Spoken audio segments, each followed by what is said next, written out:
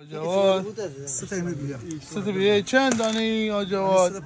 دانی 150 دارتون خوب بیه یا؟ 1 متری 1 متر نیم. خب تاثیر داره 1 متر نیم 8 نفری 8 نفره؟ آفرین چرا سه تا بیه؟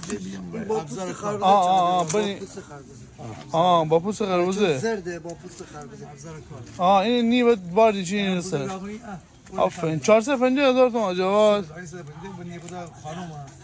خانه ایست اونم که جنس گیرانه مثلا اولی گیرانه دست دارم عالی بیه خودت خیر بیدی باز هزینه کنی آجواتی کاره دست در نکنه آقا خدا تا برکت بیدی خدا تا برکت این ویریس بردی این خیلی خریده این خیلی دمال این ویریس تو این چینه من کدو پدو نده سنتی این خربوزه بزرگ باید خربوزه بزرگ باید بله چقدر عالی با چقدر عالی با کوچیکه داره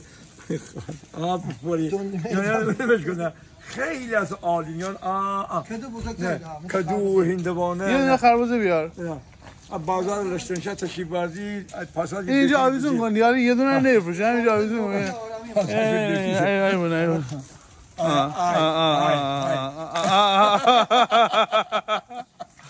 اینم بدم خربوزه اینم جای خربوزه خربوزه تو چقدر بامزه خربوزه نه لازم من بگی من کرده من ای به چقدر خوشگل چقدر خوشگل الان دیگه عالی یا نگاه کن بسیار عالی اینم عالی دوران بخیر خیلی عالی است بفرمایید آقای نبات خان آجاقان نبات گمج